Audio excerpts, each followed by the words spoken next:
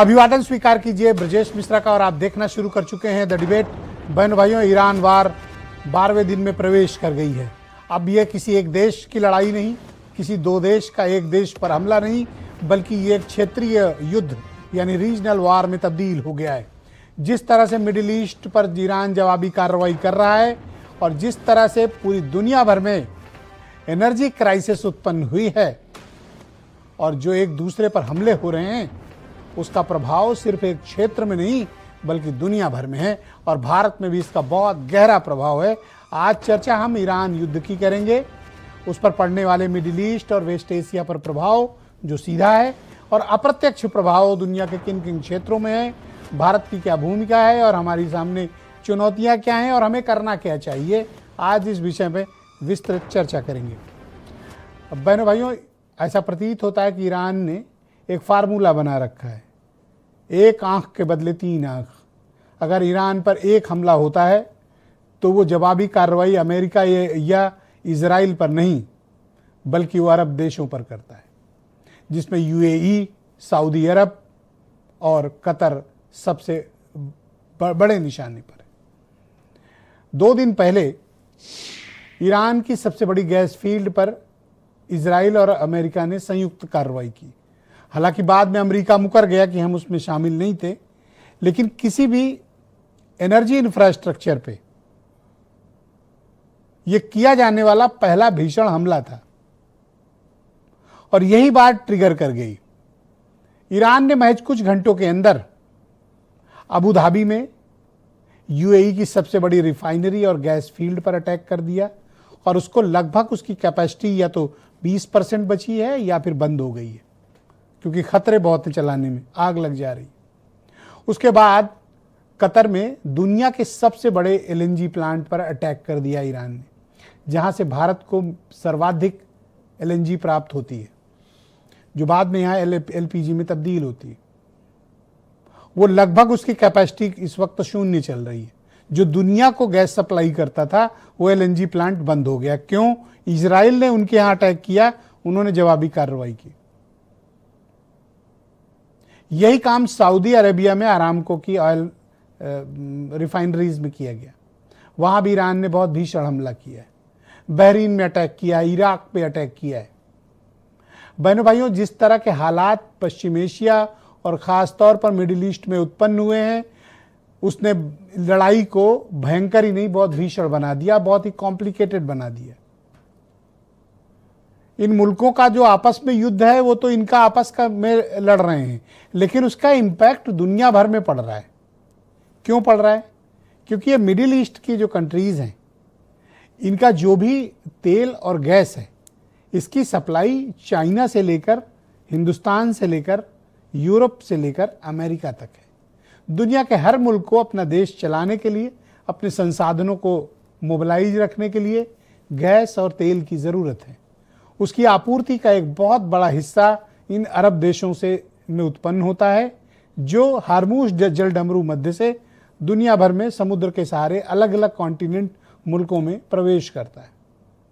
अब हार्मूज जलडमरू मध्य आज भी बंद पड़ा हुआ है। इस मार्ग, समुद्री मार्ग को बंद कर दिया ईरान ने। 1 भी लीटर पेट्रोल, 1 भी लीटर डीजल और 1 भी किलो गैस निकल नहीं सकती बिना ईरान के परमिशन के। और खास बात देखिए, ईरान के अपने सभी पोर्ट चालू हैं, वो दुनिया भर को तेल बेच रहे हैं। ईरान में उत्पन्न होने वाली गैस और तेल, इसका 90% चाइना को जा रहा है। भारत 1 लीटर भी नहीं खरीद सकता क्योंकि अमेरिका ने प्रतिबंध लगा रखा है, लेकिन ये प्रतिबंध चीन उन पे नहीं है। तो चाइना अपना स्टोरेज कर रहा है। लड़ाई कौन लड़ रहा है? यूएस। भुगत कौन रहे हैं? हम। और हमारी जो एनर्जी का सबसे बड़ा सोर्स था गैस का, वो है कतर, जहां से भारत को आने वाली जो एलएनजी है, जो आयात होकर हमारे यहाँ बाहर से आती है, उसका 47% केवल अकेले इसी गैस भंडारण क्षेत्र से आती थी, जिसको कल रात में उड़ा दिया गया। तो यानी हमारे पास न तो वहाँ से लोडिंग होगी, न ट्रांसपोर्ट होगी और न हमारे यहाँ तक आएगी। ऑलरेडी हमारे 22 जहाज स्ट्रेट और हार्मूज में फंसे हुए हैं, जो कब निकलेंगे किसी को नहीं पता। अगर भारत के पास अब चुनौतियां क्या हैं? भारत के पास यूएस गल्फ है, यूनाइटेड स्टेट के पोर्ट हैं, कनाडा के पोर्ट हैं और नॉर्वे। हम सिर्फ यहीं से एलएनजी प्राप्त कर सकते हैं। रूस पे एलएनजी बहुत सीमित होती है, क्रूड ऑयल वहाँ ज़्यादा मिलता है, वहाँ ज़्यादा अवेलेबिलिटी है नहीं। एक आध टैंकर मिल जाए तो मिल जाए, वैसे वो ज़्यादातर क्रूड ऑयल ही बेचते हैं। तो हमारे पास मेन सोर्सेस क्या हैं? यूएस गल्फ, कनाडा और नॉर्वे। तो अगर हम बहुत शीघ्र भी मंगाएंगे बहनों भाइयों, तो उसके लिए जहाज चाहिए होगा, उसके लिए डील चाहिए होगी, उसके लिए इंश्योरेंस चाहिए होगा, उसके लिए वार रिस्क कैपिटल लगेगा। फिर हम खरीदेंगे और जब हम सब कर लेंगे और उस शिप को मूव करेंगे अमेरिकन तटों से या नॉर्वे से, तो भारत पहुंचने में उसको लगेंगे, बहुत हमने प्रायोरिटी दी तो कम से कम 40 दिन वरना 45 दिन। इससे पहले कोई शिप भारत नहीं आ सकता। तो यानी ये क्राइसिस आज या कल खत्म हो जाएगी, ऐसा नहीं है। ये कोई हजरतगंज की बाजार में मिलने वाला सामान नहीं है कि आप शॉपिंग बैग लेकर गए और ले आए। ये बहुत ही कॉम्प्लिकेटेड एनर्जी रिसोर्स हैं। यानी जो झगड़ा हो रहा है उनके बीच तो हो ही रहा है, भुगत पूरी दुनिया रही है, लेकिन सर्वाधिक नुकसान भारत को हो रहा है। हमारे यहाँ एनर्जी क्राइसिस बढ़ गई है, इसलिए आप देख रहे होंगे होटल, रेस्टोरेंट, इंडस्ट्रियल सेक्टर, बड़ी बेकरीज, बड़े इंडस्ट्रियल चीज़ें, ये सब बहुत बुरी तरह से प्रभावित हुई हैं।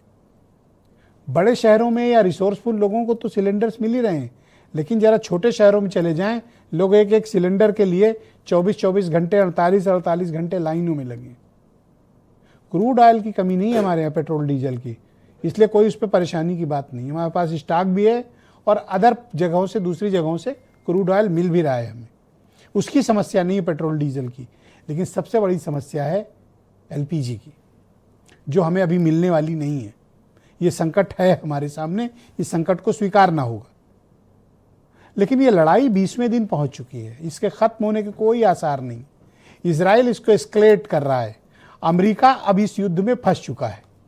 अब डोनाल्ड ट्रंप के सामने सबसे बड़ा संकट है, या तो इस वार को बढ़ाएं और किसी तरह ईरान को कुचलकर उसको कब्जा कर लें, और या फिर बीच का कोई रास्ता निकालें ताकि वो अपनी इज्जत बचाकर निकलने के लिए तैयार हों।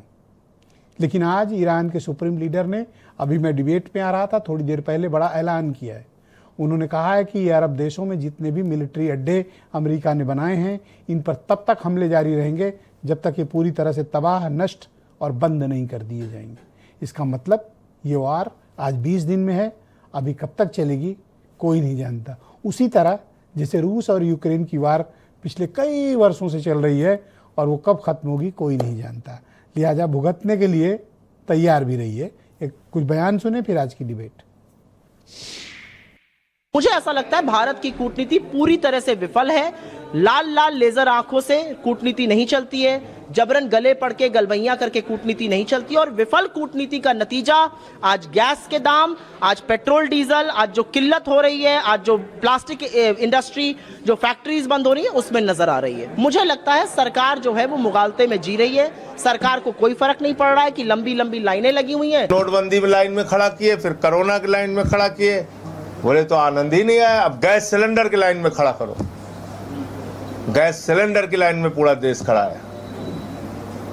तो देखिए, लाइन में खड़ा होना इस देश की नियति बन गई है प्रधानमंत्री नरेंद्र मोदी जी के राज में। और हमारे पास जो क्रूड ऑयल है उसका पर्याप्त भंडार है।